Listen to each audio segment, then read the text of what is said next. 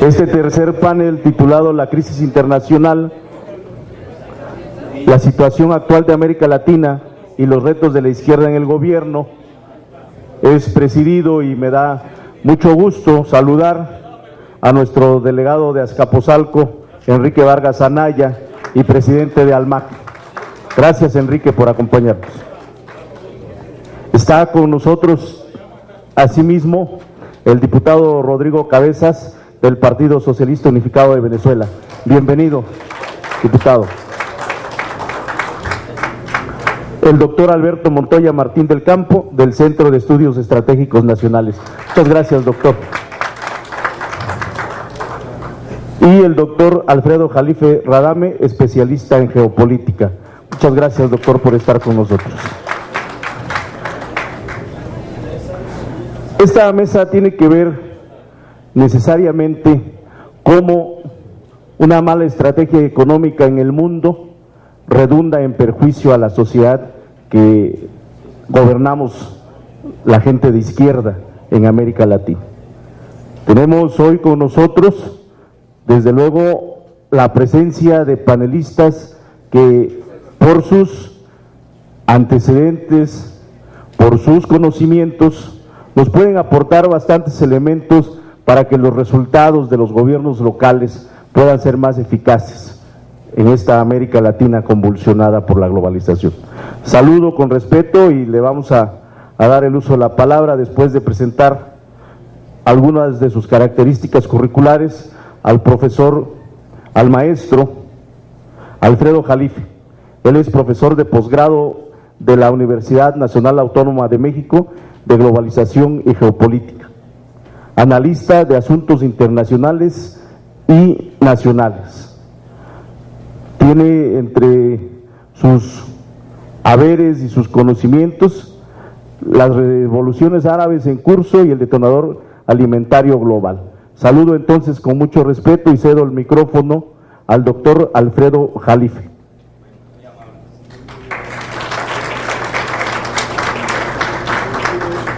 ¿Qué me hace la magia? Ya, bueno, ¿sí se oye? ¿Se escucha? Sí, ya. Bueno, como nos dieron media hora, me voy a ir a 1000 por hora. Bueno, es un placer estar aquí con ustedes. Bienvenidos los colegas y amigos de Latinoamérica. Nos da mucho gusto. Yo he estado viajando recientemente mucho a Latinoamérica, a Sudamérica, y me da un enorme placer ver el gran crecimiento que tiene Sudamérica. Argentina, en forma milagrosa, está creciendo 9%, el año pasado creció 9% al año. Esto le va a asombrar a mi amigo Alberto Montoya, quizás porque se salieron del FMI, del Banco Mundial, ¿no? Y ya ven, aquí en México llevamos 30 años en la mediocridad, estamos peor que Haití en términos reales desde hace 30 años. Bueno, dicho esto, la siguiente.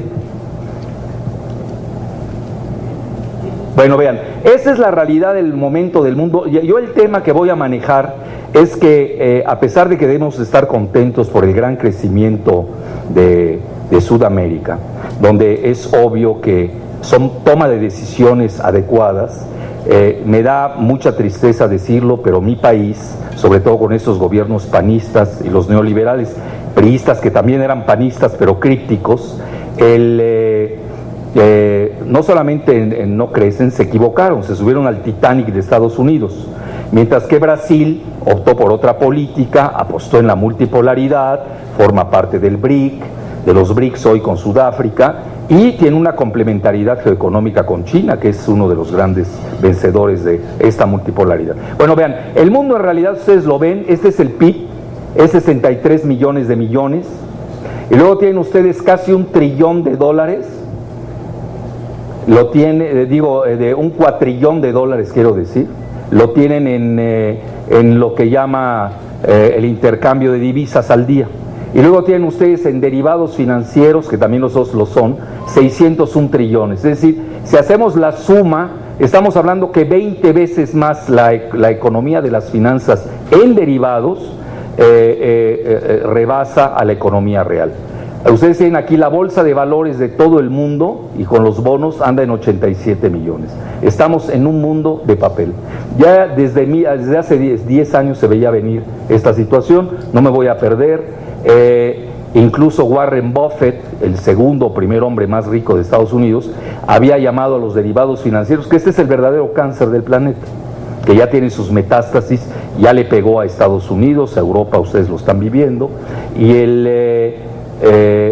y les llamó armas destructivas, armas financieras de destrucción masiva. Ahí lo tienen. En ese momento los derivados eran de 516, hoy ya pasaron a 3 veces, en solamente 5 años. La siguiente. Bueno, ahí tienen, vean, hoy lo peor es creer que la bolsa se maneja a la antigüita, es decir, compro, vendo con papelitos. Hoy se hace ya con supercomputadoras. Hay una supercomputadora que es del tamaño de un estadio de fútbol, que es como un mariscal de varias computadoras, que ya están preprogramadas con algoritmos y que tienen, esto se llama el High Frequency Trade, es decir, el intercambio de alta frecuencia. 60% de los intercambios de las bolsas se hacen hoy en High Frequency Trade.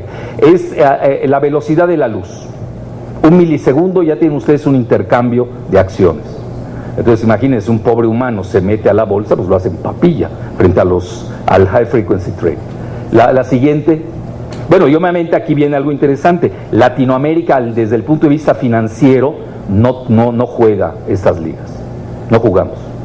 Nosotros estamos en la Liga Maya y ellos están en la Serie Mundial, para que se ubiquen más o menos. Bueno, y estos son los 9 bancos que manejan al mundo de los derivados financieros. Goldman Sachs, vean qué interesante, ahora que cayeron los gobiernos de Grecia y de Italia, además que el presidente o el director, como le quieran llamar, o gobernador, porque ni ellos mismos saben cómo llamarle, al del Banco Central Europeo, los 3 provienen de Goldman Sachs. Mario Draghi fue que es el del Banco Central Europeo, viene de Goldman Sachs. Mario Monti, el nombrado primer ministro, viene de Goldman Sachs. Y el Papanatas, o no sé cómo se llama, y el de Grecia, también viene de Goldman Sachs. Bueno, ahí tienen JP Morgan Chase, otro banco estadounidense, Morgan Stanley, Deutsche Bank, UBS de Suiza, Credit Suisse, Bank of America, Citigroup, Barclays. Lo más interesante es que están en insolvencia todos, y pese a ello siguen creando papel y están endeudando más al planeta, porque es la única manera en la que pueden ganar los bancos. Yo acabo de leer un artículo muy duro del Financial Times donde se burlan del 99%. Ya saben que los que están ocupando Wall Street, ellos dicen we are the 99%, nosotros somos el 99% y el otro es el 1%. Pues el Financial Times les contesta, you are not much for us. Ustedes, que yo lo traduzco en español mexicano, nos hacen lo que el viento a Juárez. Ustedes ya lo traducirán de otra manera. Bueno, la siguiente. Y ahí está la insolvencia de los bancos, y esos son datos de la Reserva Federal. Vean ustedes, desde el 2007, ¿cuánto han perdido los bancos? Nada más les doy, Citigroup ha perdido más del 95%. Y así está la mayoría. ¿Qué les gusta? Santander, que aquí les gusta mucho a México. Vean Santander, donde está el punto también de la quiebra Santander. Prácticamente el mismo Goldman Sachs, que ha perdido más del 50% de su valor. Por eso ellos quieren que se impriman más billetes. No es para rescatar a la población, es para rescatarse a ellos mismos. Bueno, la siguiente. Y ahí tienen ustedes hoy el PIB, cómo está en el mundo, en nivel de poder de paridad de compras. Tienen ustedes que hoy los BRICS tienen más del 25%, Brasil, Rusia, India, China, Sudáfrica. China sola tiene el 16% y va a ser el gran tsunami psicológico en el 2006, cuando supere a Estados Unidos. Ahí simbólicamente va a tener un valor único eso. Ya podemos decirles que ya empezó la Guerra Fría entre China y Estados Unidos. Se vio en la cumbre del G20, que no sirve para nada, en Honolulu. Y ahí tienen, Estados Unidos está en 19.86, se va a estancar, si es que no va a caer. China ya lo va a rebasar en los próximos 3 años. La Unión Europea está en 20. Vamos a ver qué queda de la Unión Europea después de la crisis del euro. Pero realmente hoy los países que están creciendo son los BRICS. La siguiente. Bueno, ya tienen ustedes las reservas internacionales de divisas. yo esta realmente la tengo que hacer cada mes, porque cada mes China tiene 200,000 millones de dólares más. Entonces ahorita estoy en un déficit personal de cuenta con la República China, que hoy ya tiene 3.2 trillones. Y ustedes ven los 10 primeros países del mundo, prácticamente todos son asiáticos. Pero lo vemos con otra visión geoeconómica. Ustedes van a ver que ahí están Brasil, Rusia, India y obviamente China. Y si nos vamos al circuito étnico chino, pues es mucho más. Hoy el giro multipolar, aunque tienen muchas reservas de divisas, no tienen todavía el poder financiero bancario. Esto es muy importante decirlo. Y ahí tienen ustedes 2 países de Latinoamérica nada más están entre los primeros 20, Brasil en el 6º lugar y México en el 17. Vean, Estados Unidos está en el 16 y el Reino Unido está en el 18. Pero hasta Hong Kong, que lo debemos sumar a China porque le pertenece, vean, tiene más reservas que el propio México, el doble, para que no presuma tanto el imponderable cárcel. Bueno, siguiente. Bueno, ya aquí sí me voy a ir muy rápido. Acaba de salir un artículo muy bueno que fue publicado en The New Scientist el mes pasado exactamente, que revelan la red capitalista que gobierna el mundo. Entonces, la identidad de la plutocracia bancaria, que es el 1%, que controla al mundo el 99%. Y hay unos datos, se basaron unos estudios de unos teóricos de sistemas complejos de Suiza, y dice: la ciencia ha confirmado los peores temores de los contestatarios indignados en todo el mundo. Y ellos estudiaron a 43,000 transnacionales, identificaron que un reducido grupo de empresas, principalmente los bancos, tienen el mayor poder sobre la economía del mundo. La siguiente, por favor. Y se confirma el axioma sobre el supremo poder que ejerce la bancocracia. Y sacaron los datos de Orbis 2007 y el resultado: un núcleo de 1.318 empresas con propiedad accionaria entrelazada, y cada uno estaba ligada en promedio con otras 20. Bueno, son las dueñas invisibles del mundo gracias a la conectividad de las redes financieras. Siguiente. Y hacen un estudio, vean, ahí está, esos son de los sistemas complejos.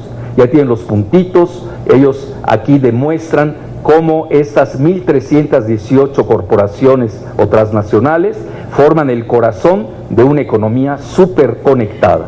Las que están en rojo son las más superconectadas y las que están en amarillo son relativamente conectadas. La siguiente. Y esto lleva a una superidentidad o conectividad de 147 empresas que controlan el 40% de la riqueza total de la red. Bueno, ya lo dijimos, las instituciones financieras establecen entre sí vinculantes contratos financieros, como los empréstitos, con esos famosos derivados de los que les hablé, con varias otras instituciones, lo cual les permite diversificar el riesgo, pero al mismo tiempo les expone al contagio. Por eso ustedes ven gran contagio en cada vez que hay una crisis. La siguiente. ¿Cómo vamos de tiempo? ¿10? Bueno. Y ahí tienen ustedes las 10, hacen un zoom en esa misma imagen, hacen un enfoque y ven que hay 18 transnacionales financieras que son las que controlan al mundo. Devela la circularidad superconectada de las principales 18 transnacionales. Ahí las tienen: Morgan Stanley, Citigroup, Bank of America, JP Morgan, Barclays, Commerzbank, Goldman Sachs, etc. La siguiente. Bueno, y ahora pasemos al índice Gini, que el índice Gini mide la desigualdad entre los ingresos. Y curiosamente, el país que mejor tiene índice Gini, porque hay que verlo a la inversa aquí, el peor es el de Haití, el mejor es el de Venezuela, con 41. Y eso que son datos del 2009. Luego viene Argentina.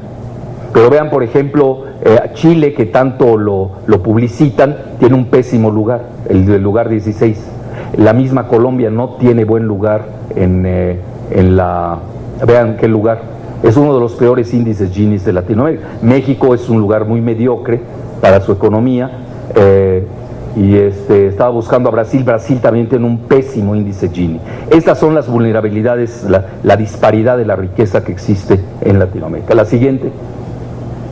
Que esa es nuestra vulnerabilidad. Bueno, ahora si nos vamos al Producto Interno Bruto medido por poder de paridad de compra, vean, toda Latinoamérica de 32 países tiene pues yo diría un respetable promedio de 6.5 millones de dólares, el per cápita sería de 11.280, Brasil viene en primer lugar, México pese a los panistas, está en segundo lugar. Informe interesante, como es poder de paridad de compra, Argentina regresó al tercer lugar, Colombia viene en el cuarto, Venezuela en el quinto, y luego Perú, Chile, Ecuador, y luego tenemos el restante de América Latina. La siguiente. Pero si nosotros nos vamos en medición nominal, varía, y ahí van a ver ustedes que Venezuela desplaza a Colombia, y obviamente Chile tiene un desempeño muy mediocre, y eso que tiene todo el apoyo de la banca anglosajona. Bueno, la siguiente. Bueno, y eso es lo fundamental, y yo creo que este es el núcleo de mi ponencia. Estamos hablando de la gran vulnerabilidad financiera de Latinoamérica y en específicamente de Sudamérica. Si ustedes se ponen a ver el índice de desarrollo financiero del 2010, que lo hace el Foro Económico Mundial de Davos, los primeros 10, bueno, el primer lugar lo tiene Estados Unidos, el segundo lo tiene Gran Bretaña, es decir, son los que dominan las finanzas del mundo. Por eso ellos no quieren cambiar nada, no les conviene. Y aquí vemos la gran vulnerabilidad de los BRICS, que está en lugares muy mediocres. Vean, por ejemplo, China acaba de subir, a ver dónde anda China por acá, si alguien me ayuda, ahí está, vean, en el lugar 22, está a nivel de Bahrein, imagínense, que es mucho decir, pero los primeros lugares los tiene el G7, eso es importante señalar. Y vean los lugares de Latinoamérica. Brasil aparece en un lugar 32, Panamá, que es un centro, lo digo con responsabilidad, de lavado de dinero literalmente, por eso tiene per cápita el mayor número de bancos de Latinoamérica. Vean, tiene un lugar mejor todavía que México, aunque aquí también se blanquee, no quiero decir se lave, porque suena feo, y Colombia, y luego Perú, Argentina, y el último es Venezuela. Es decir, la debilidad financiera de Latinoamérica es palmaria. La siguiente. Bueno, y aquí no me voy a perder mucho rápidamente. Yo tengo una hipótesis para demostrar cómo la toma de decisiones lleva a resultados. Por eso tenemos que Brasil es exitoso y México no. Hago una comparación cuando existía la unipolaridad. Pues México aquí andaba haciendo un documento, comparo a México y a Brasil, andaba haciendo un documento que se llama Los Nuevos Horizontes para entregar el petróleo. Luego viene la guerra de Irak y Brasil se atreve a ir en contra de la invasión de Estados Unidos, mientras aquí el gobierno foxiano estaba a favor. Y luego si nos vamos viendo en la cumbre de la OMC de Cancún, Brasil estuvo en contra, obviamente ya saben, México el lado estuvo. Luego me voy más rápido, en Brasil estaban ya pensando en el UNASUR, que ahí va, mal que bien. En México nos clavamos más en el ASPAN, véanlo, el que le llaman aquí el Tratado de Libre Comercio Plus, y lo interesante es que hasta me da risa, digo, no se vayan a morir de risa, porque el significado de ASPAN, que es Asociación de Seguridad y Prosperidad, es decir, no existe ninguna de las dos para América del Norte, es decir, toda la toma de decisiones de México ha sido un fracaso. Vean aquí el Plan Puebla-Panamá, es otro fracaso. Es decir, todas las tomas de decisiones han sido pésimas. Y ahora quieren meternos al Comando Norte. Y luego aquí vean cómo Brasil, al contrario, está en contra del ALCA. México había sido el portavoz del ALCA, y así por el estilo, y nos vamos incluso cómo Brasil ya se atreve y se incrusta en esta nueva agrupación que se llama los BRICS, etcétera, etcétera. La siguiente, por favor. Es decir, por eso se entiende por qué Brasil es exitoso y México no lo es. Así de sencillo. Yo hasta digo, bueno, que nos presten a Lula aunque sea 6 años. Bueno, conclusión. Estamos ante la agonía del capitalismo neoliberal global. Las finanzas deglutieron a la economía. La clase política no existe, o mejor dicho, sucumbió a las lubricaciones de los financieristas. La geopolítica se encuentra detrás de la implementación de los derivados promovida por la anglósfera, que tiene como objetivo la captura de las joyas estratégicas ajenas. Por eso lo manejan Estados Unidos y Gran Bretaña. El plan maestro de Wall Street estaba conectado al grupo Clinton para adueñarse de los activos y las propiedades ajenas por medio de la globalización financierista. Es un dato de Nicholas Kristof, del New York Times, lo pueden buscar el 15, 16, 17, 18 de febrero. de 1929. Es decir, la globalización es un proyecto financiera, es un proyecto geopolítico para adueñarse de las joyas geoestratégicas del mundo, sobre todo del tercer mundo y sobre todo de la periferia.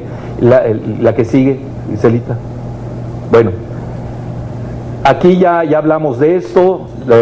Bueno, yo lo que les diría es que en el corazón de la crisis están los derivados. Por ejemplo, ustedes saben que a las calificadoras se les escapó la toxicidad de todo el mercado inmobiliario que provocó la crisis financiera económica del 15 de septiembre de 2008. Bueno, la siguiente. Yo les diría aquí que es muy sencillo ver, y con eso casi ya vamos a concluir, la crisis empieza a ser financiera en el 2008, se transforma en crisis económica porque hay que pagar de donde está la realidad económica real, pues toda la especulación financiera. La crisis económica se vuelve energética, se genera luego la crisis alimentaria. Precisamente el título de mi próximo libro no es publicidad porque es real, se llama Las Revoluciones Árabes en Curso, que presento en Guadalajara el 3 de diciembre, y su subtítulo es El detonador alimentario global. Es decir, detrás del detonador estuvo el alza brutal de los alimentos, que se fueron al doble y al triple en lo que va del año. Esta crisis alimentaria se vuelve una crisis climática. Entonces no estamos hablando de una crisis unidimensional, estamos hablando de una crisis multidimensional. Pero yo iría más lejos. Eso es una crisis de civilización. Estamos ante una anomia, una carencia de ética, ante una carencia de espiritualidad. Y hoy lo que estamos viviendo es lo peor que tiene el mundo occidental, que habían vislumbrado, la siguiente, sus mejores literatos. Ustedes tienen a Shakespeare en la obra El mercader de Venecia, con Shylock, que era un vulgar agiotista. Ustedes saben que la figura del agiotista era muy mal vista en la época del Renacimiento, pues hoy son los agiotistas quienes gobiernan. Luego tenemos la gran figura que hace Dostoyevsky, un genio literario, en su obra El jugador, porque él mismo era jugador, que hoy son los especuladores, son los que hoy gobiernan el planeta. Y luego la tercera imagen o metáfora sería la de Goethe con Fausto, que Fausto le vende su alma a Mefistófeles por un placer efímero. Es decir, hoy está gobernando en Occidente lo peor. Por eso necesitar un cambio de timón. Entonces aquí les digo, se necesita un advenimiento de una clase política descontaminada a escala global local que controle la economía real y vuelva a someter a las finanzas.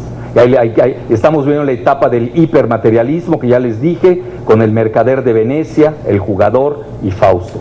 Más que una crisis estructural, hay que hacer necesitamos un cambio de paradigma, sustituir al mercado por el humanismo. Se trata de un sencillo golpe de timón conceptual para beneficio de una mayor armonía universal. Muchas gracias.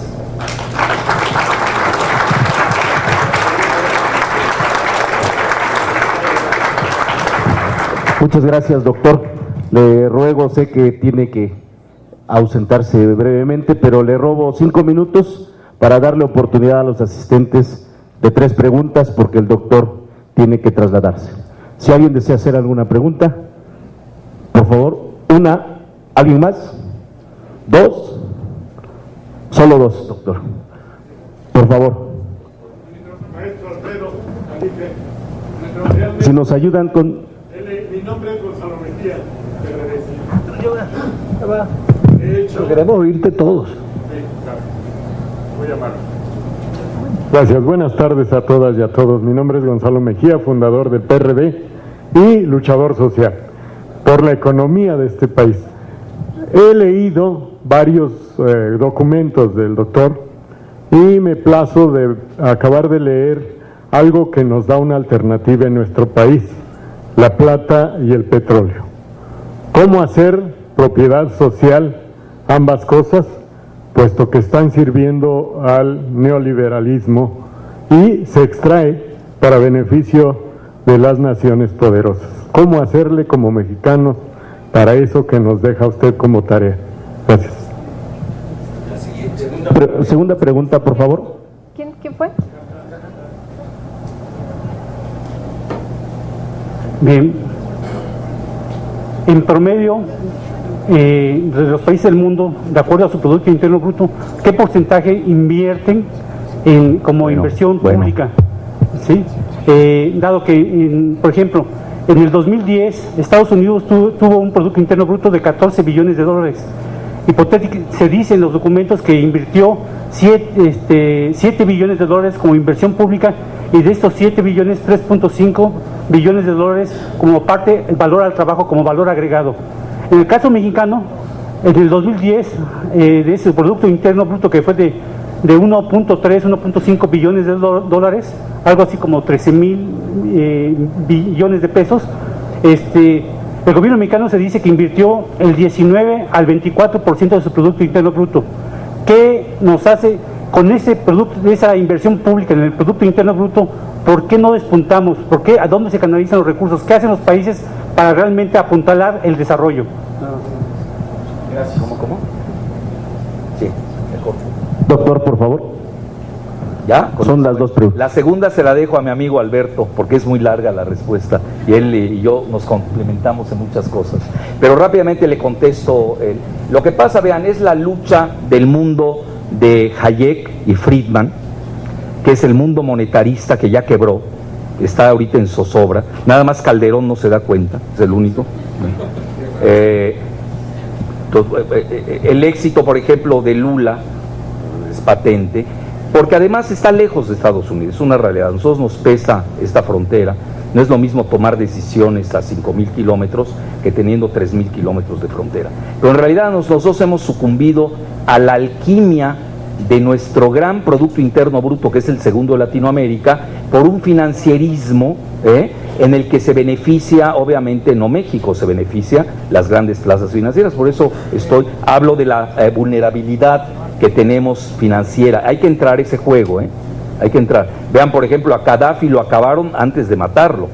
Ya lo habían acabado cuando le capturaron su banco central, cuando él privatizó la banca a los anglosajones y cuando depositó su dinero en Europa y en Estados Unidos, que se lo ignoraron.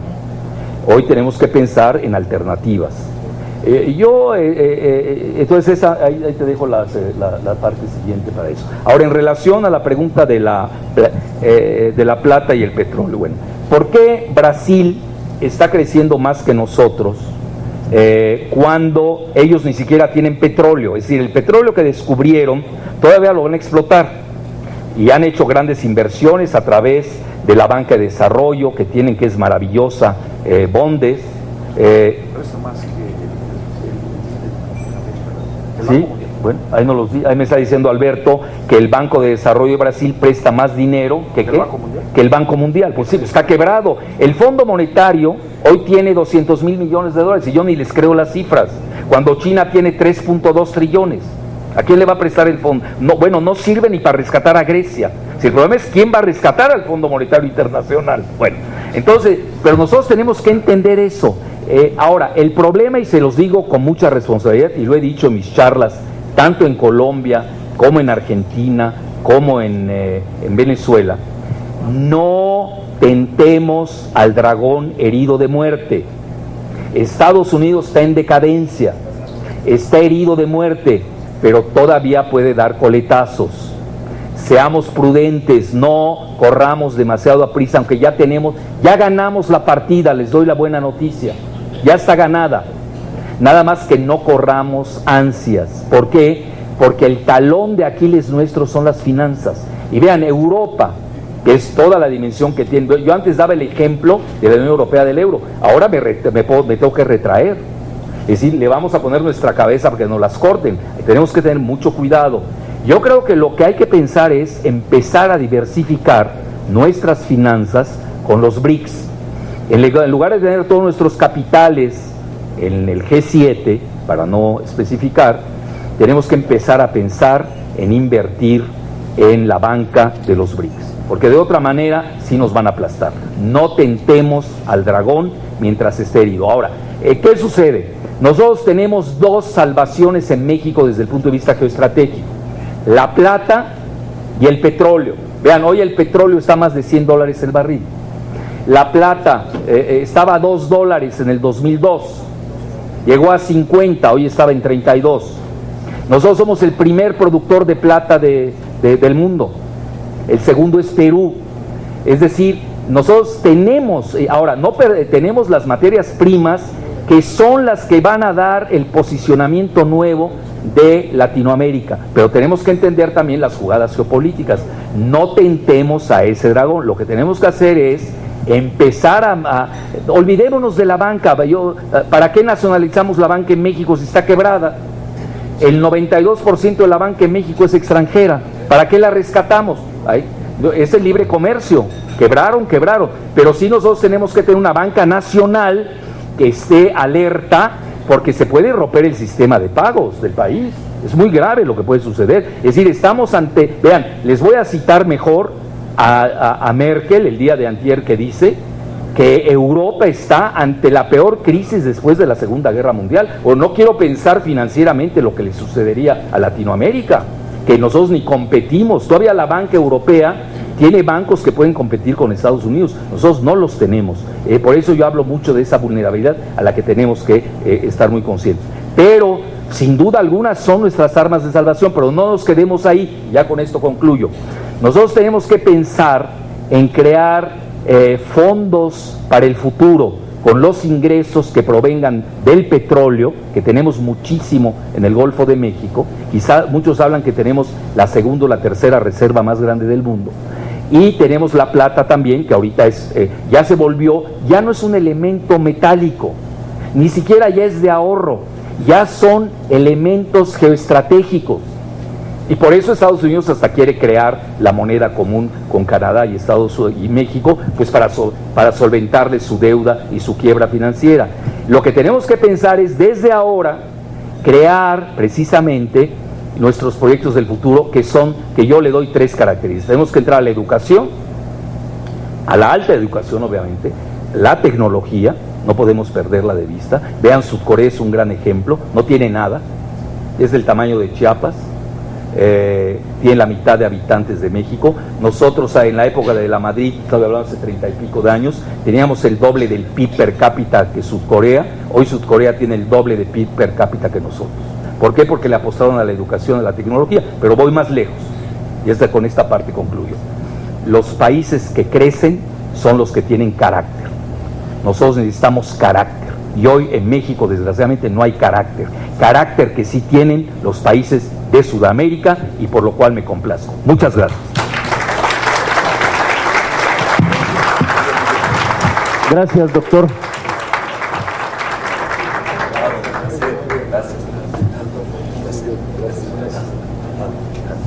Agradecemos desde luego su presencia y sus enseñanzas, doctor. Vamos a continuar este panel con la intervención del doctor Alberto Montoya San Martín del Campo. Él es licenciado en Ciencias de la Comunicación, él es maestro en Comunicación y Desarrollo, es maestro en Educación y catedrático de Stanford University. Es su centro de estudio.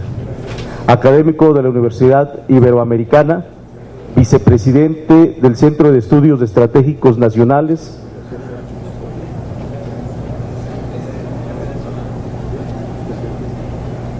especialista en políticas públicas sobre la revolución tecnológica.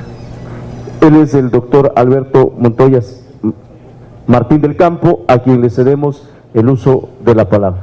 Muchas gracias, doctor.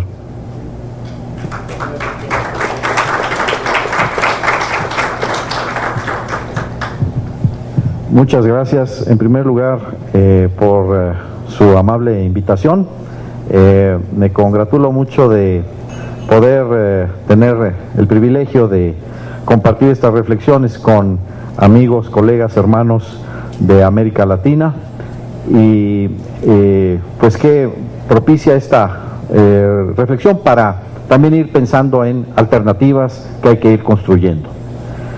El tema que se ha planteado tiene que ver con la crisis internacional con la situación de América Latina y los retos de los gobiernos de izquierda en el gobierno. Entonces me voy a referir a estos tres temas. Si me disculpan, voy a ser un poco telegráfico para poder abordar estas cuestiones. En primer lugar, queda muy claro, como ya lo mostró el maestro Jalife, que la tesis de la autorregulación de los mercados planteada por Smith es falsa. No hay autorregulación de los mercados.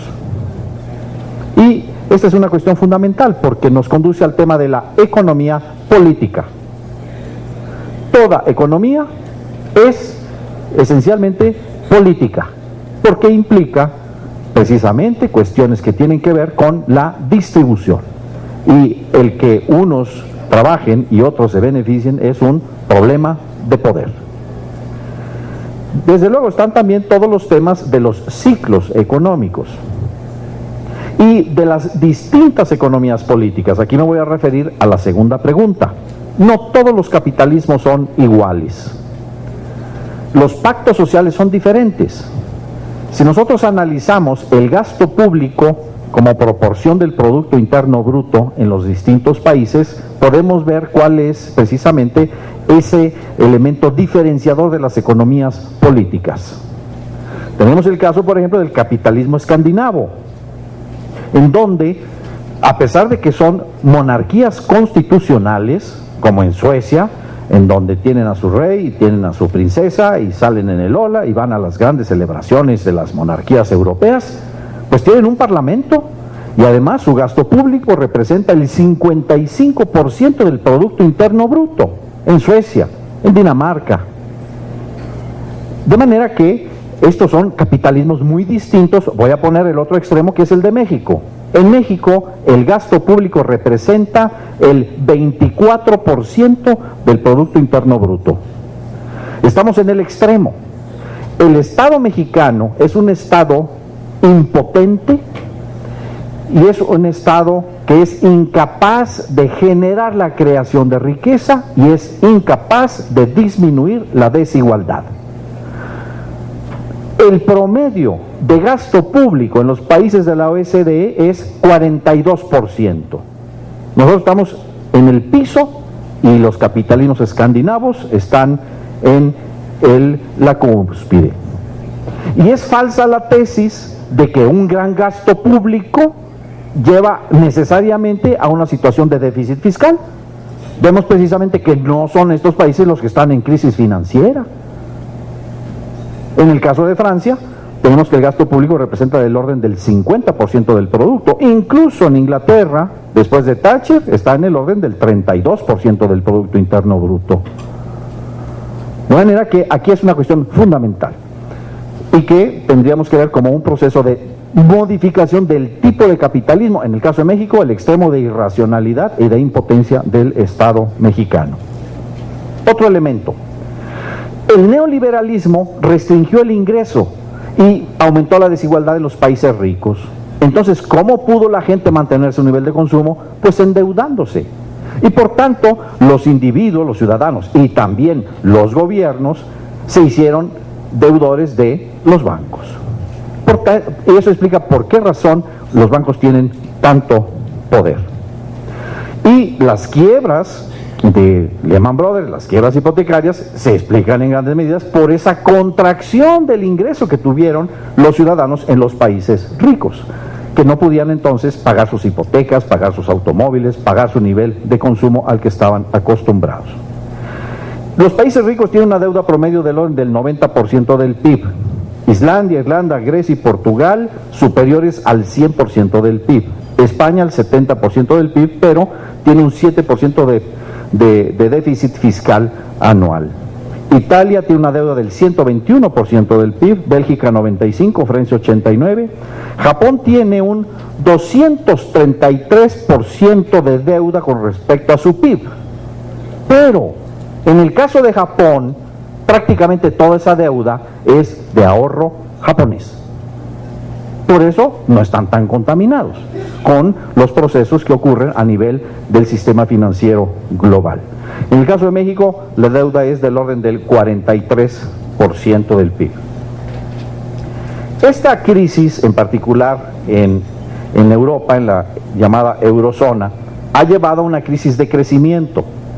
Del 0.8% estimado, ahora van al 0.6% de crecimiento para el año 2012. ¿Qué quiere decir?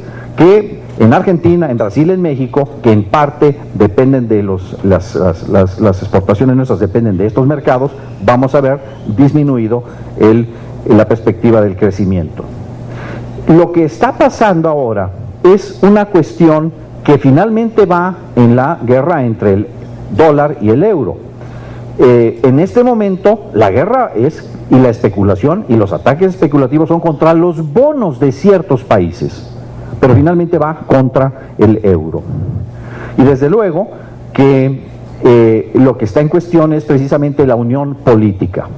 El proceso de construcción de la moneda común lleva pues por lo menos unos 40 años en Europa, y empezaron con las famosas unidades que permitían la identificación de los valores en torno a un referente común, y que finalmente los tratados de Maastricht avanzó hacia la moneda común. Esto está llevando pues a que los países que tienen más capacidad de exportación en Europa pues tengan un gran poder y tengan una gran fuerza financiera. Es el caso de Alemania. Alemania, el 60% de sus exportaciones son para los propios países 27 de la zona del euro, y por lo tanto ellos son también al mismo tiempo están muy interesados en que se mantenga la salud de Europa. No es tanto, por lo tanto, solamente una cuestión de interés de mantener su, solvencia o el euro, sino porque el hecho de que haya una Europa en crecimiento es importante para Alemania en la medida en que el 60% de lo que exporta, lo exporta a los países de la Unión Europea. Y eso se manifiesta en los costos financieros de las deudas públicas. Por ejemplo, Alemania tiene una tasa, se paga una tasa sobre la deuda que emite el gobierno alemán de 1.77% de interés anual. Pero esta tasa aumenta en el caso de Italia o en el caso de España hasta niveles del 6%. En este momento se estima que toda esta situación en Europa, pero también en los Estados Unidos, hace que haya una probabilidad significativa de que haya una disminución significativa, incluso de presión económica en los Estados Unidos. Y eso para México es pues prácticamente kriptonita, porque si de suyo no crecemos y estamos vinculados en un 80% con nuestro comercio con los Estados Unidos, pues esto es un grave problema. Sobre la situación de América Latina, creo que ya seguramente se ha estado reflexionando en otros de las mesas de trabajo. Solamente quisiera decir que en México algunos gobiernos estatales que eran gobernados por partidos de izquierda pues han sido perdidos a favor de otras opciones políticas, y eso pues es ciertamente un retroceso, pero a cambio, por el otro lado, hay un proceso de unificación de fuerzas en torno a un proyecto, en torno a una propuesta de candidatura presidencial que ciertamente tiene enormes perspectivas de retomar la capacidad de poder gobernar este país y darle un rumbo distinto. Entonces, a mí me parece que a pesar de esos descalabros, hay un espíritu y una gran capacidad y potencial de poder modificar el rumbo histórico, ciertamente de involución en el que está la nación. Me voy a referir entonces al tercer punto, que son los retos de la izquierda en gobiernos locales. Yo quisiera proponer 5 grandes estrategias. Primera gran estrategia: desglobalización. ¿Por qué Japón es tan firme? Pues simplemente porque no le pide prestado a nadie. Trabajan con su ahorro y con su ahorro financian su crecimiento. Hay que desglobalizarnos. ¿Qué sucede en el caso extremo de México? Los trabajadores tenemos nuestras afores y sistema de pensiones. Todo nuestro trabajo y el ahorro está en entidades financieras extranjeras. Y estas entidades financieras extranjeras, ¿cómo ganan su dinero en México? Prestándole al gobierno de los mexicanos. ¿Por qué necesitamos esa intermediación? Y estamos hablando de más de 110 billones de dólares que pudieran ser utilizados precisamente para grandes proyectos de inversión de corto, mediano y de largo plazo. Es decir, son cuestiones fundamentalmente de política, de geopolítica y de reafirmación de un proyecto histórico de desarrollo desde el interés de la comunidad, el Estado-Nación mexicana. Pero no solo.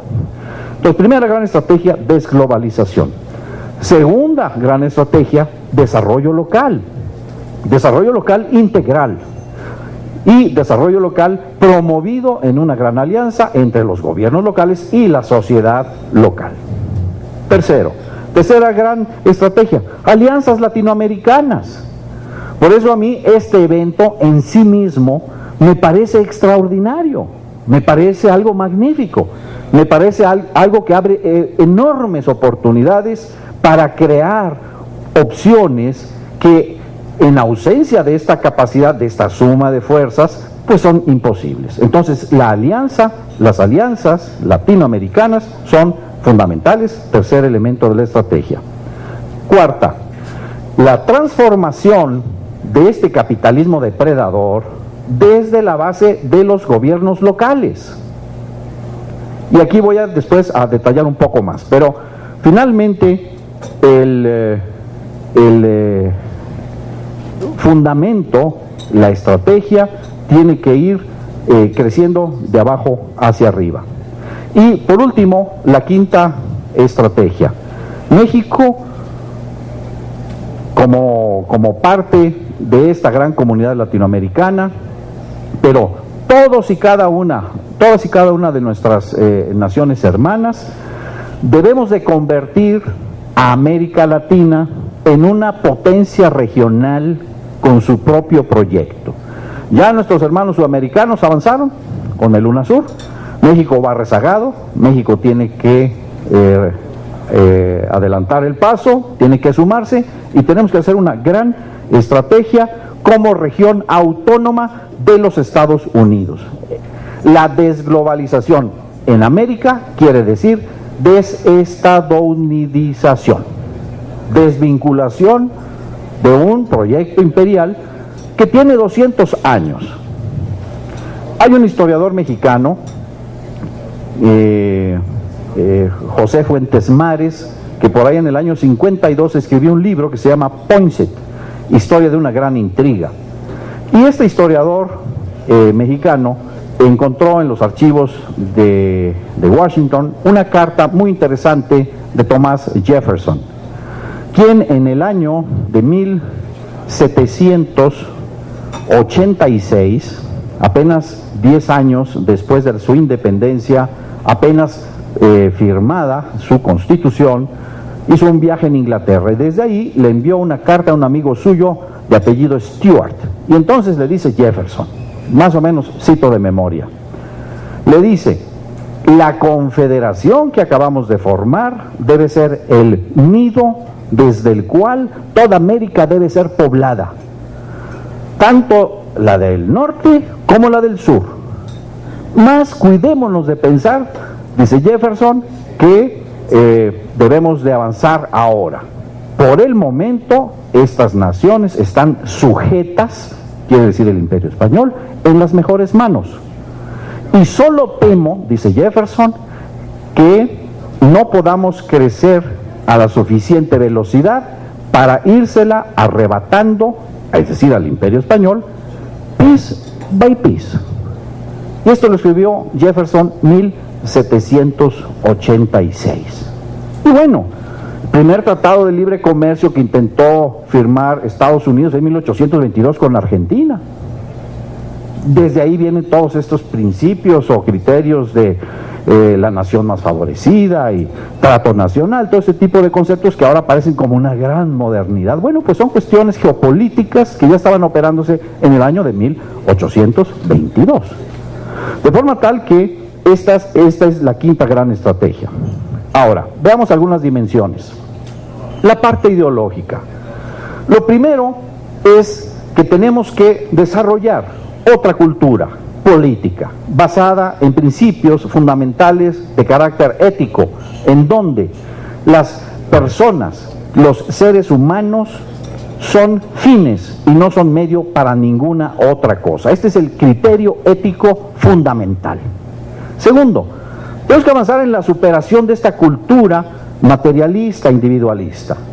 Tenemos que avanzar en el criterio de la justicia como un imperativo para la acción y la ética de lo público y de la administración de lo público. En cuarto lugar, una identidad latinoamericana, una cultura fortalecida que sea capaz de contrarrestar toda esta cultura masificada de los medios globales estadounidenses. ¿Y cuál puede ser un instrumento? ¿Por qué no pensar en una red de comunicación municipal latinoamericana? Que la podemos empezar con internet, con radio, con televisión, con noticias, con documentales, con películas, con música, con obras de teatro, etcétera. Entonces aquí tenemos un enorme potencial de trabajo conjunto, de intercambio, interesante, gozoso, humanista. Primera dimensión.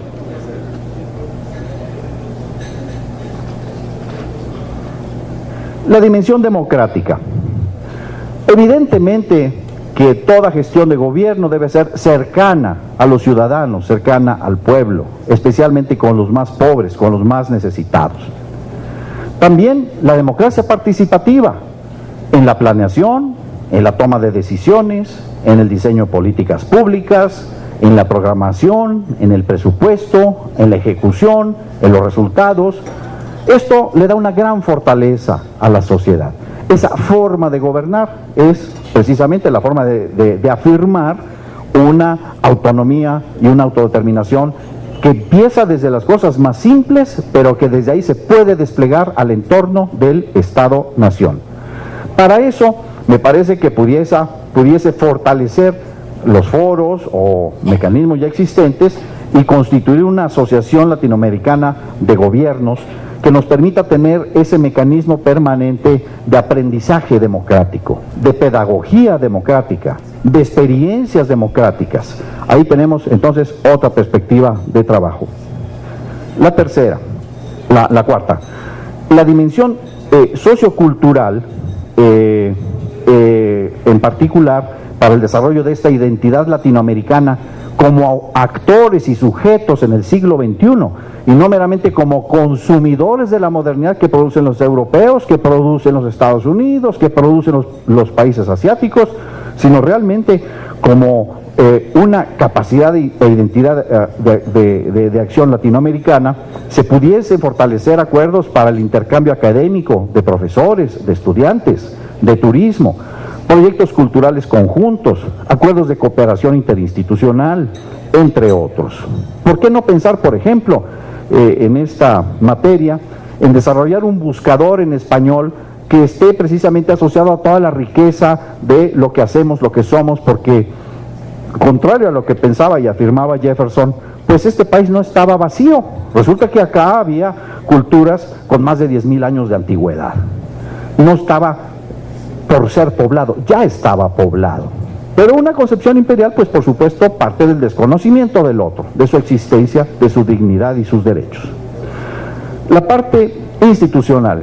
Bueno, evidentemente que ahí se requiere un sistema de intercambio de experiencias, un sistema de capacitación y acreditación latinoamericano para los servidores públicos en todas las áreas, una forma en la que pudieran, por ejemplo, intercambiarse de forma gratuita algunos programas informáticos, programas administrativos de gestión pública que sean exitosos y que se distribuyan a todo el mundo, porque son instrumentos útiles para la gestión de múltiples actividades de los gobiernos locales. Entonces, en la dimensión institucional se puede desarrollar precisamente todas esas actividades y capacidades con las que se cuentan, pero que con una masa crítica y con esta cooperación se puede lanzar a una escala de otro nivel. En la dimensión económica, yo creo que es muy importante pugnar, por lo menos en el caso de México, para que el municipio tenga potestades de fomento económico. Si ustedes leen la Constitución de los mexicanos, en nuestro artículo 115, que se refiere al municipio, resulta que prácticamente pues es una administración de la vida comunitaria, pero no tiene facultades para la promoción y el fomento económico. Y ustedes que son participantes, dirigentes y que están a la cabeza de gobiernos locales, yo les puedo asegurar que el 90% de las demandas de la ciudadanía es: quiero trabajo, quiero este negocio, ayúdeme para poner esto, tengo esta dificultad práctica porque quiero vender, quiero comprar, quiero echar a andar, etcétera. Pero no tienen facultades económicas. Se requiere un cambio, por lo menos en México, en la Constitución. Pero yo no sé si sea el caso en otras naciones, en América Latina, pero en todo caso me parece que este marco jurídico de fomento económico de los gobiernos locales debe ser fortalecido a una gran escala. Y el tema financiero. Desde luego, en este proceso de desglobalización es importante el desarrollo de un sistema financiero de ahorro y crédito de capital nacional latinoamericano que se pueda promover desde los gobiernos locales. ¿Por qué no pensar en eso? ¿Por qué no pensar en constituir entidades financieras paramunicipales y que puedan precisamente servir para los proyectos de producción, los proyectos de consumo, los proyectos de vida, etcétera, incluso para el financiamiento de las propias actividades de los gobiernos locales? En este sentido, uno de los temas es ir desarrollando una moneda local. Dice precisamente Angela Merkel en estos días, pues una protagonista de muchas de estas decisiones, lo siguiente: la zona euro es mucho más que una moneda, es el símbolo de medio siglo de paz, libertad y bienestar social. Angela Merkel lo dijo el día de ayer. Es decir, tenemos que pensar en una moneda latinoamericana, pero en una estrategia de largo plazo, pues podemos empezar con procesos de construcción de monedas locales. En esto, en el caso de México, pues han hecho esfuerzos por parte de grupos que han ido avanzando en la formalización, en la práctica y en la cultura que se refiere a esto. Luego, otra cuestión que yo les quisiera proponer, en el tema industrial. ¿Por qué razón, si vamos a poner una red de, vamos a decir, de un transporte eléctrico, tenemos que ir a Japón, en el caso de México, y traer ese vagón y ese motor y toda la tecnología? ¿Por qué? ¿Por qué si vamos a poner, por ejemplo, el servicio de las bicicletas para los ciudadanos que combinan, tenemos que contratarlo como una empresa de Barcelona? ¿Por qué? ¿Por qué si vamos a desarrollar automóviles eléctricos tenemos que ver a ver quién nos lo vende? Si es la Honda, Fiat o Volkswagen. ¿Por qué no desarrollamos y promovemos como gobiernos municipales, locales, medios de transporte ecológicos con tecnologías universales que podamos desarrollar con la cooperación de nuestras instituciones y que con el mercado? ¿Quiénes tienen los mercados de todos estos bienes industriales para los servicios de transporte? Bueno, pues las corporaciones globales automotrices. ¿Por qué no podemos pensar en constituir un gran proyecto para hacer un automóvil eléctrico latinoamericano? Yo les puedo asegurar, por lo menos puedo constatar que en la universidad donde yo trabajo hay doctores y especialistas que, por ejemplo, hacen el software para todo el sistema de la caja de transmisión de una empresa japonesa. O sea, disponemos de tecnólogos, disponemos del mercado. De lo que no disponemos son ni de los empresarios ni de la gestión para que esos proyectos se realicen. Entonces, a mí me parece que ahí tenemos un gran, extraordinario campo de desarrollo. El otro gran tema es el agua para el consumo humano, el tratamiento de las aguas que ya fueron usadas por el consumo humano, y la sustentabilidad en el campo, en la ciudad. Entonces, energía, transporte, sustentabilidad, alimentación, sistemas de distribución, energías renovables, alimentación sana, inocua, sin transgénicos. ¿Cuántas cosas podríamos hacer y promover a escala, sumando esfuerzos? Entonces, a mí me parece que esto pues es una dimensión muy importante en la que pudiéramos trabajar. Por otro lado está el tema del comercio, el comercio justo, sistemas de información de mercados, promover la vinculación económica entre las regiones, ámbitos desde los cuales estamos trabajando. A mí me parece que lo más importante de todo y el principio de todo es la descolonización mental. Porque en la medida en que estamos desarrollando nuestras ideas, nuestros diagnósticos, nuestras estrategias, nuestras propuestas, bajo la premisa de una mentalidad colonizada, es evidente que el resultado va a ser un resultado colonizado. Lo primero de todo es autoafirmar nuestra dignidad y nuestra capacidad de poder superar lo que es evidentemente una gigantesca irracionalidad, como ya lo comentaba Jalife, y una extraordinaria inmoralidad del sistema económico global. Entonces hay que transformarlo como un gran proyecto histórico con todas estas dimensiones. De manera que, más que nada, mi intervención pues tiene el propósito de felicitarlos, de reflexionar conjuntamente, ofrecerles algunas ideas de cómo pudiese ser posible desarrollar acciones verdaderamente a escala profundas que cambien las realidades de nuestros pueblos. Y por eso les agradezco pues mucho su atención. Muchas gracias. Nosotros estamos en la Liga Maya y ellos están en la Serie Mundial, para que se ubiquen más o menos. Bueno, y estos son los 9 bancos que manejan al mundo de los derivados financieros. Goldman Sachs, vean qué interesante, ahora que cayeron los gobiernos de Grecia y de Italia, además que el presidente o el director, como le quieran llamar, o gobernador, porque ni ellos mismos saben cómo llamarle, al del Banco Central Europeo, los 3 provienen de Goldman Sachs. Mario Draghi fue que es el del Banco Central Europeo, viene de Goldman Sachs. Mario Monti, el nombrado primer ministro, viene de Goldman Sachs. Y el Papanatas, o no sé cómo se llama, y el de Grecia, también viene de Goldman Sachs. Bueno, ahí tienen JP Morgan Chase, otro banco estadounidense, Morgan Stanley, Deutsche Bank, UBS de Suiza, Credit Suisse, Bank of America, Citigroup, Barclays. Lo más interesante es que están en insolvencia todos, y pese a ello siguen creando papel y están endeudados más al planeta, porque es la única manera en la que pueden ganar los bancos. Yo acabo de leer un artículo muy duro del Financial Times donde se burlan del 99%. Ya saben que los que están ocupando Wall Street, ellos dicen we are the 99%, nosotros somos el 99% y el otro es el 1%. Pues el Financial Times les contesta, you are not much for us. Ustedes, que yo lo traduzco en español mexicano, nos hacen lo que el viento a Juárez. Ustedes ya lo traducirán de otra manera. Bueno, la siguiente. Y ahí está la insolvencia de los bancos, y esos son datos de la Reserva Federal. Vean ustedes, desde el 2007, ¿cuánto han perdido los bancos?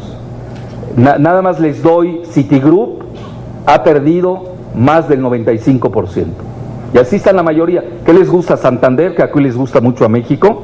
Vean Santander, donde está el punto también de la quiebra Santander. Prácticamente el mismo Goldman Sachs que ha perdido más del 50% de su valor. Por eso ellos quieren que se impriman más billetes. No es para rescatar a la población, es para rescatarse a ellos mismos. Bueno, la siguiente.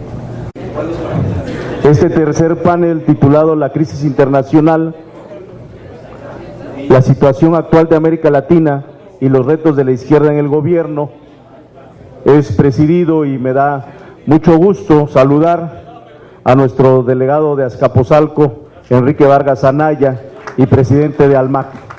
Gracias, Enrique, por acompañarnos.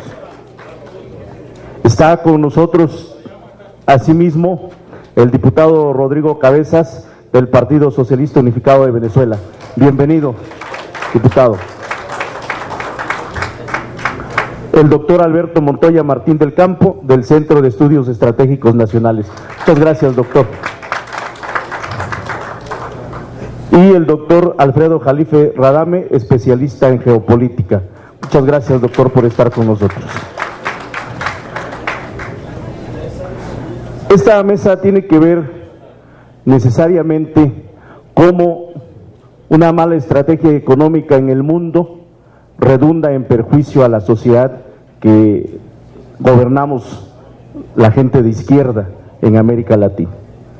Tenemos hoy con nosotros, desde luego, la presencia de panelistas que por sus antecedentes, por sus conocimientos, nos pueden aportar bastantes elementos para que los resultados de los gobiernos locales puedan ser más eficaces en esta América Latina convulsionada por la globalización.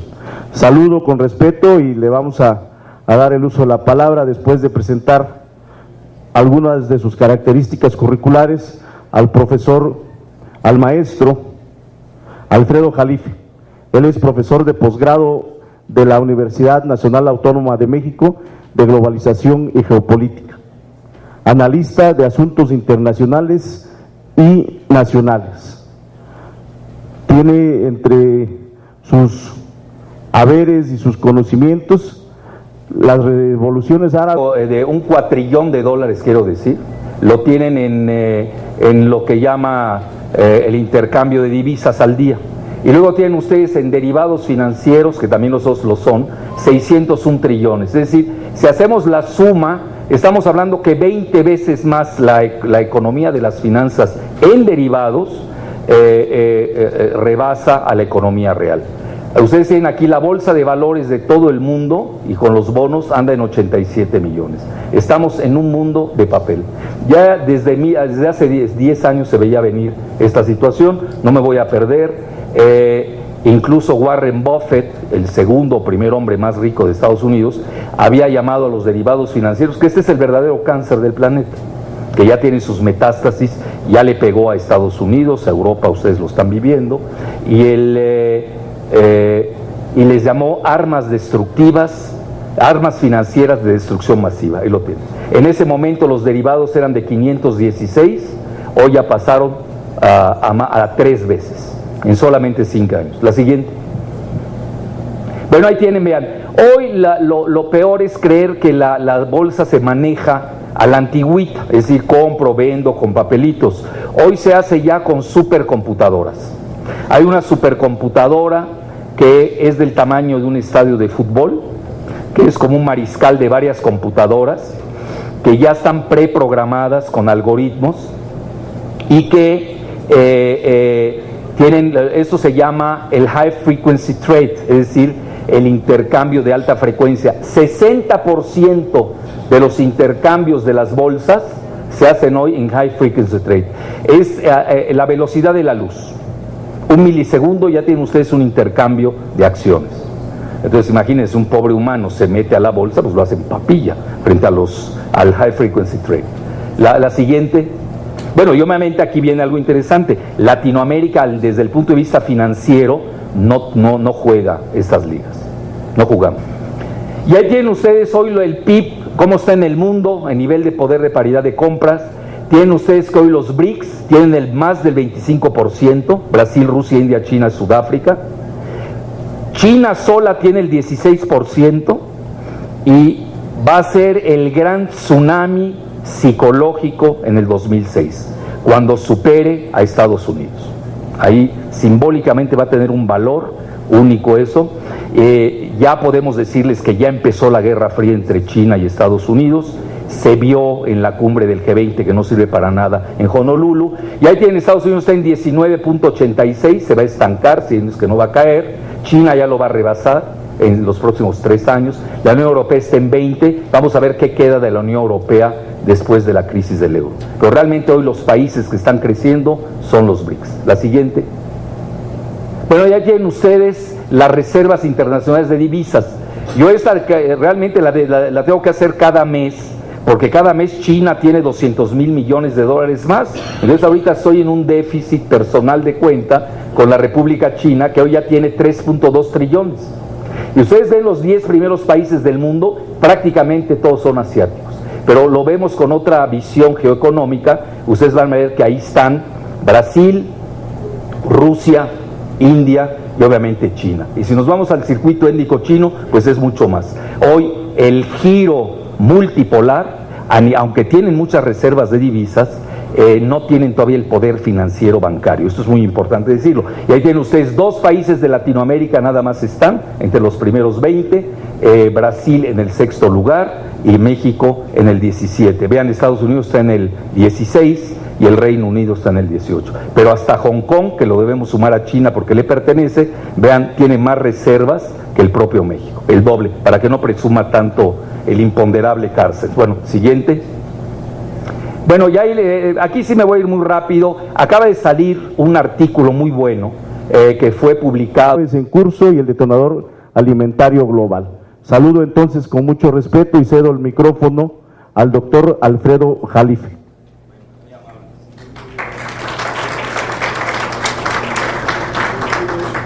¿Qué me hace la magia? Ya, bueno, ¿sí se oye? ¿Se escucha? Sí, ya. Bueno, como nos dieron media hora, me voy a ir a 1000 por hora. Bueno, es un placer estar aquí con ustedes. Bienvenidos los colegas y amigos de Latinoamérica. Nos da mucho gusto. Yo he estado viajando recientemente mucho a Latinoamérica, a Sudamérica, y me da un enorme placer ver el gran crecimiento que tiene Sudamérica. Argentina, en forma milagrosa, está creciendo 9%. El año pasado creció 9% al año. Esto le va a asombrar a mi amigo Alberto Montoya, quizás porque se salieron del FMI del Banco Mundial, ¿no? Y ya ven, aquí México llevamos 30 años en la mediocridad, estamos peor que Haití en términos reales desde hace 30 años. Bueno, dicho esto, la siguiente. Bueno, vean, esa es la realidad del momento del mundo. Yo el tema que voy a manejar es que a pesar de que debemos estar contentos por el gran crecimiento de Sudamérica, donde es obvio que son toma de decisiones adecuadas, me da mucha tristeza decirlo, pero mi país, sobre todo con estos gobiernos panistas y los neoliberales priistas que también eran panistas pero crípticos, no solamente no crecen, se equivocaron, se subieron al Titanic de Estados Unidos.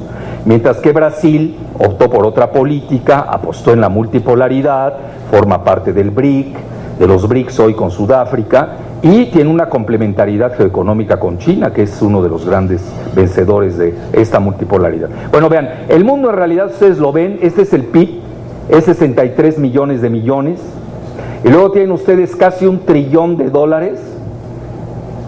lo tiene,